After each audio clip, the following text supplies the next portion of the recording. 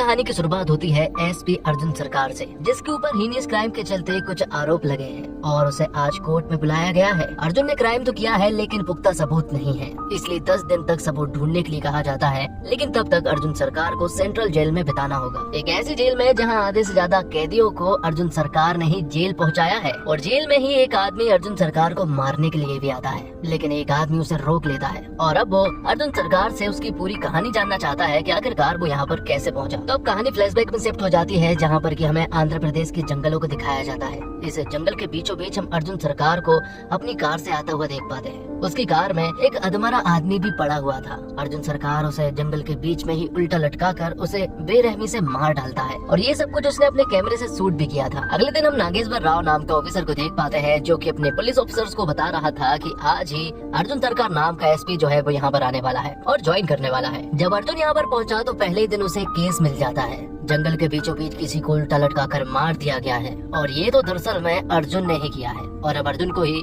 इसको इन्वेस्टिगेट भी करना था। वो अपने साथी ऑफिसर से कहता है कि किसी ने बहुत ही सोच समझकर ये सब कुछ किया है। अर्जुन के साथ ही वर्षा और दिवाकर नाम के 2 पुलिस ऑफिसर्स हैं, जो कि काफी टैलेंटेड है। अब आगे में अर्जुन के बारे में बताया जाता है। अर्जुन गुस्से का बहुत ज्यादा तेज है। बचपन में ही माँ चल बसी थी, इसलिए उसके पिताजी ने उसे बड़ा किया है, लेकिन अच्छी परवरिश न मिलने की वजह से वो हमेशा गुस्से में ही रहता है। इसी गुस्से की वजह से उसका दिमाग का इलाज भी चल रहा है, इसीलिए अर्जुन सरकार आज तक सिंगल है। और फिर अगले दिन यहाँ अर्जुन सरकार की मुलाकात मृदुला नाम की एक लड़की से होती है। दरअसल में अर्जुन के पिता ने एक डेटिंग ऐप पर अर्जुन की प्रोफाइल बना दी थी और मृदुला से एक्सीडेंटली ही मिलवा दिया था, लेकिन अर्जुन ने मृदुला को सब कुछ बता दिया था कि ये सब कुछ उसके पिता की करतूत है। उसने डेटिंग ऐप पर कोई भी प्रोफाइल नहीं बनाई है, लेकिन अगर उसे पता होता कि ऐसी ब्यूटीफुल लड़की डेटिंग ऐप पर होती है तो वो जरूर बनाता। और मृदुला तो यहाँ पर अर्जुन से इम्प्रेस हो चुकी थी, क्योंकि अर्जुन उससे सिर्फ और सिर्फ सच ही बोल रहा था। अब कुछ दिन बाद का सीन दिखाया जाता है और फिर से आंध्र प्रदेश के जंगल के बीचों बीच हमें फिर से अर्जुन सरकार एक आदमी को लेकर आता है। वो उसे भी उल्टा टांग देता है, लेकिन जब वो उसे मारने ही वाला होता है कि तभी अचानक से अर्जुन के ऊपर एक अटैक हो जाता है। कोई उसके ऊपर गोलीबारी करने लगा था, लेकिन ये किसी गैंग का काम नहीं था, बल्कि इसके पीछे तो वर्षा है, जो कि अर्जुन के ऊपर गोलियां चला रही थी, क्योंकि वर्षा को अर्जुन के ऊपर शक हो गया था। लेकिन अर्जुन बदले में वर्षा को ही एक कुर्सी से बांध देता है। वर्षा को ऐसा लग रहा था कि अर्जुन पुलिस के वेश में एक साइकोपैथ है, लेकिन अर्जुन उसे एक कहानी सुनाना चाहता है। अर्जुन यहाँ पर वर्षा को बताता है कि कुछ महीने पहले उसकी पोस्टिंग जम्मू कश्मीर में थी। जब मैं वहाँ पर ड्यूटी कर रहा था तो मेरे पास एक ऐसा केस आया था जिसे देखकर मेरे होश उड़ चुके थे। वो केस दरअसल में एक आदमी का था, जिसे उल्टा टांग कर उसके गले पर चीरा लगाकर उसे जान से मार दिया था और उसके सारे ऑर्गन्स भी निकाल लिए गए थे। ऐसा क्राइम उसने आज तक नहीं देखा था। जिस तरह से उस आदमी को मारा गया था, ये देखकर सभी लोग डर गए थे, लेकिन इसके बारे में पता भी करना था, क्योंकि यहाँ पर कोई भी ऐसे सबूत नहीं थे कि किलर के बारे में पता किया जा सके। यहाँ सिर्फ एक ही लीड थी और वो थी कार के टायर के फुटप्रिंट की, लेकिन बर्फ पड़ने की वजह से वो भी ढक चुके थे। पर बर्फ पिघलाने के बाद वो सारे फुटप्रिंट जो है वो वापस दिखने लगे थे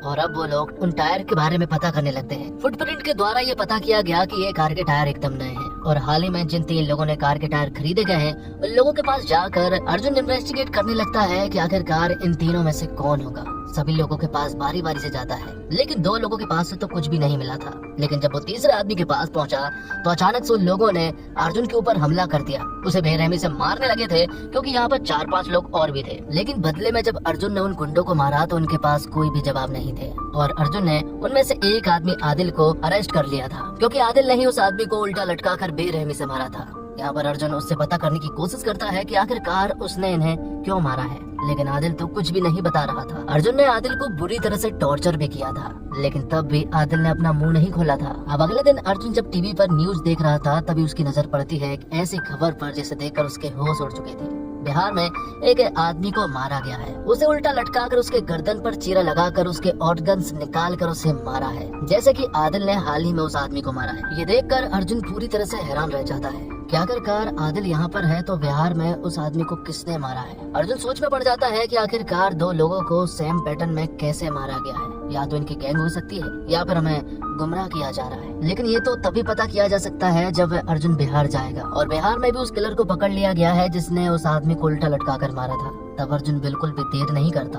वो तुरंत ही बिहार पहुंचकर उस किलर को वहां से वापस लाने लगता है। लेकिन बीच रास्ते में ही माओवादियों ने हमला कर दिया था, क्योंकि किलर जो है वो माओवादी के साथ का ही आदमी है। लेकिन अर्जुन उस किलर को सही सलामत कश्मीर लाने में कामयाब हो चुका था। अर्जुन इसे भी पूरी तरह से टॉर्चर करता है, लेकिन इस आदमी ने भी आदिल की तरह ही अपना मुंह नहीं खोला था। अर्जुन को समझ नहीं आ रहा था कि आखिरकार ये क्या हो रहा है। तभी अर्जुन की नजर सीटीके पर पड़ती है और बिहार के किलर की बॉडी पर भी सीटीके बना हुआ था। जब अर्जुन सीटीके के बारे में पता करता है तो धीरे धीरे सारी परतें खुलने लगती है। अर्जुन ने सीटीके के बारे में बहुत सारी चीजें पता कर ली थी। दरअसल में सीटीके जो है वो एक डार्क वेबसाइट है और सीटीके का मतलब होता है कैप्चर, टॉर्चर और किलिंग। सीटीके डार्क वेबसाइट साइकोपैथ लोगों का एक ऐसा सोशल मीडिया प्लेटफॉर्म है जिस पर ये लोग वीडियोस अपलोड करते हैं जब वो किसी आदमी को मार रहे होते हैं। सीटीके का मेंबर बनने के लिए 2 लोगों को मारना पड़ता है और जब आप उन्हें मार रहे होते हैं तो उनकी वीडियो को अपलोड भी करना होता है। और ये सारे सीटीके के मेंबर साल में एक बार मिलते भी हैं, जहाँ ये लोग आजादी का जश्न मनाते हैं। जिसके बाद अर्जुन बिहार के किलर और जम्मू कश्मीर के किलर से फिर से पूछताछ करता है। वो उन्हें टॉर्चर जरूर कर रहा था, जिस वजह से एक आदमी ने यहाँ पर पुलिस वाले की गन छीन कर खुद को ही गोली मार ली। कश्मीर के लोग तो पहले से ही भड़के हुए थे और ये देखकर अब यहाँ पर अर्जुन सरकार का ट्रांसफर हो जाता है आंध्र प्रदेश। यहाँ पर पहुँचने के बाद अर्जुन ने एक प्लान बनाया। वो भी 2 लोगों को मारेगा और इसी तरह से वीडियो अपलोड करेगा और सीटीके का मेंबर बनेगा। कहानी प्रेजेंट में आ जाती है, जहाँ पर वर्षा अर्जुन से पूछती है कि आखिरकार सीटीके का मेंबर बनने के लिए आप इन निर्दोष लोगों की जान क्यों ले रहे हैं। जिस पर अर्जुन वर्षा को बताता है कि ये कोई निर्दोष नहीं है। ये जो आदमी है ना, इसने 4 साल की बच्ची के साथ दुष्कर्म किया है 8 दिन तक। ऐसे लोगों को अगर मैं जेल कराऊंगा तो ये कुछ सालों बाद छूट जाएंगे, लेकिन मैं इन्हें रिहा नहीं होने दे सकता, इसलिए मुझे इन्हें मारना ही होगा। तो यहाँ पर अर्जुन ने 2 लोगों को मार दिया था और वो सीटीके पर वो दोनों वीडियो भी अपलोड कर देता है। अब हाल ही में सीटीके पर एक और वीडियो हाल ही में अपलोड हुआ है। उस वीडियो में एक आदमी एक औरत को बुरी तरह से लटका कर मार रहा है, लेकिन इस जगह की पहचान हो जाती है। ये राजस्थान के जयपुर की जगह है और ये बात भी मालूम चल जाती है कि इस आदमी ने अभी सिर्फ एक ही शख्स को मारा है, मतलब कि ये एक और को मारने वाला है। इसलिए अर्जुन पहले से ही सतर्क हो जाता है और वो जयपुर जाकर उस आदमी को खोजने लगता है ताकि वो अगला मर्डर ना कर पाए। इसी तरह खोजबीन जारी रहती है और यहाँ पर अर्जुन उस आदमी को ढूंढ भी लेता है। वो जंगल की तरफ भाग जाता है तो अर्जुन भी उसके पीछे पीछे भागता है, लेकिन वो आदमी बहुत शातिर होता है, जिस वजह से वो यहाँ पर अर्जुन के पेट में एक चाकू घुसा देता है। तभी उसके बॉस का कॉल आता है और उससे पूछता है कि आखिरकार वो कहाँ पर है। तो वो आदमी बताता है कि मैं आ ही रहा था, लेकिन रास्ते में उसे एक सांप मिल गया, इसलिए वो उसे मारकर अपना काम खत्म करके जल्द वहाँ पहुँचेगा। लेकिन जब वो आदमी उस लड़की को मारने वाला था और अर्जुन को भी मारने वाला था, लेकिन तभी अर्जुन उसे जकड़ लेता और कहता है कि सांप मरा कि नहीं दूर से चेक करना चाहिए, पूंछ पकड़कर सियाना नहीं बनना चाहिए। और अर्जुन ने उस लड़की को भी बचा लिया था।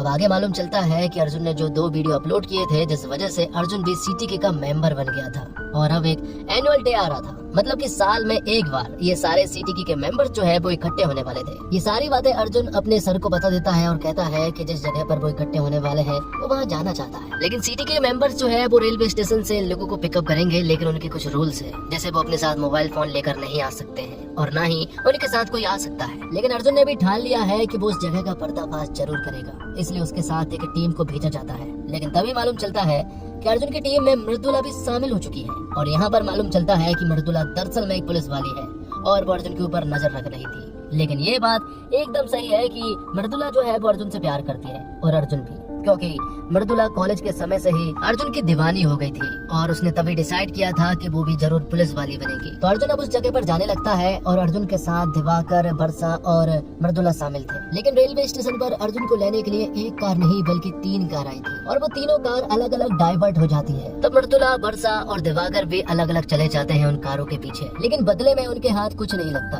क्योंकि रेलवे स्टेशन पर जो 3 कार यहाँ पर अर्जुन को लेने के लिए आई थी, उन तीनों कार में अर्जुन था ही नहीं, क्योंकि उन्होंने बड़े ही शातिर तरीके से अर्जुन को एक दूसरे रूट से लेकर चले गए थे। अब अर्जुन जब सीटीके के अड्डे पर पहुंचता है तो वहां उसकी मुलाकात होती है अल्फा नाम के आदमी से, जो कि सीटीके को चलाता है और अर्जुन यहाँ पर अपना नाम एजे बताता है। अर्जुन देखता है कि इस अड्डे पर लगभग 150 साइकोपैथ किलर है और आज जिन 4 लोगों की ज्वाइनिंग हुई है उनमें से एक अर्जुन भी मौजूद है और इन्हीं सभी लोगों के सामने धान्या नाम की एक लड़की को बुरी तरह से मारा गया था। लेकिन अर्जुन को अपने टीममेट्स को खबर करनी थी कि वो यहाँ पर है, क्योंकि वो अकेला तो इन 150 लोगों के साथ नहीं लड़ सकता है। तभी वो एक सेल में पहुंचा और वहां उसने बहुत सारे लोगों को देखा जो कि उस सेल में बंद थे। यहाँ पर एक औरत अर्जुन से कहती है कि तुम बचोगे नहीं, पुलिस यहाँ पर जल्द आ जाएगी। तब अर्जुन यहाँ पर अपना दिमाग दौड़ाता है। वो यहाँ पर किसी तरह से अपने टीममेट से कांटेक्ट करने की कोशिश करता है और एक बहुत बड़ा ब्लास्ट कर देता है, जो देखकर एल्फा समझ जाता है कि यहाँ पर कुछ गड़बड़ है। वो सभी को अपने पास बुलाता है और कहता है कि जिन 4 लोगों को आज मैंने लेकर आया था उनमें से एक पुलिस वाला है, क्योंकि आज तक यहाँ पर ऐसा ब्लास्ट नहीं हुआ है। दूसरी बात, जिन 4 लोगों को यहाँ पर लाया गया है उनमें से एक आदमी जो है वो हमारे पीछे पीछे आ रहा था, जिसका नाम दिवाकर है और वो एक पुलिस वाला है। लेकिन एल्फा तो यहाँ पर एंटरटेनमेंट चाहता है, इसलिए वो उन चारों को आपस में ही लड़वा देता है। लेकिन आखिर में अर्जुन ये जंग जीत जाता है और एल्फा कहता है कि जिस तरह से टेक्निक से तुमने उन लोगों को मारा है, इससे तो यही साबित होता है कि तुम ही पुलिस वाले हो। लेकिन अर्जुन इससे डिनाई करता है। बाद में दिवाकर भी यहाँ पर आ चुका था और सभी लोगों के सामने अब एक 8 साल की बच्ची की जान लेने वाले थे ये लोग। लेकिन अब अर्जुन ये सब कुछ होता हुआ बिल्कुल भी नहीं देख सकता है। जब उस 8 महीने एक लड़की को मारा जा रहा था, तब अर्जुन यहाँ पर खड़ा होता है और जो उस बच्ची को मारने वाला था, अर्जुन उस आदमी के दोनों हाथ काट देता है। और अब अर्जुन पूरी तरह से रेडी था इन 150 लोगों से लड़ने के लिए। एल्फा के सभी लोग अब अर्जुन के पीछे पड़ चुके थे और सच कहूँ तो वो सारे 150 के 150 साइकोपैथ किलर थे, मतलब कि वो बहुत ही खतरनाक थे। लेकिन अर्जुन यहाँ पर उन सभी से सामना करने लगता है।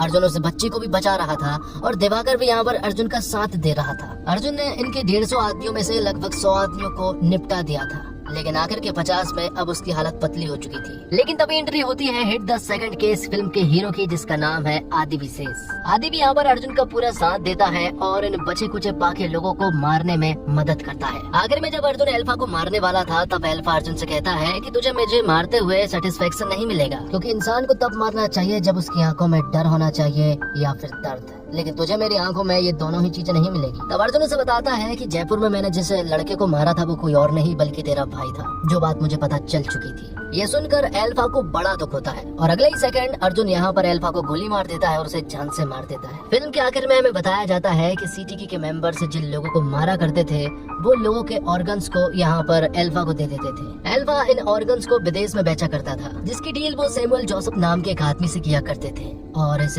ऑर्गन्स के द्वारा वो एक ऐसा ड्रग बना रहे थे जिस वजह से विदेश के लोग जो है वो काफी पावरफुल बनते जा रहे थे। साथ ही में ये भी बताया जाता है कि एल्फा के यहाँ पर जो धानिया नाम की लड़की मारी गई थी, वो दरअसल में एक पुलिस वाली थी और वो पूरी तरह सम्मान के काबिल है, क्योंकि अर्जुन से पहले धानिया ही वहाँ एल्फा के पास पहुँच गई थी। फिल्म के आखिर में हमें एक बात और बताई जाती है कि आखिरकार अर्जुन ने सेंट्रल जेल को ही क्यों चुना। दरअसल में बात कुछ ऐसी है कि सेंट्रल जेल में सैमुअल जोसेफ जो है वो जेल में कैद है और अर्जुन इसलिए चाहता है कि वो उस जेल में जाकर वहाँ जाकर सैमुअल जोसेफ को मार सके। सैमुअल जोसेफ को पहले अर्जुन ने सारी कहानी बताई और कहानी बताने के बाद अर्जुन सैमुअल जोसेफ को मार देता है और फिल्म के आखिर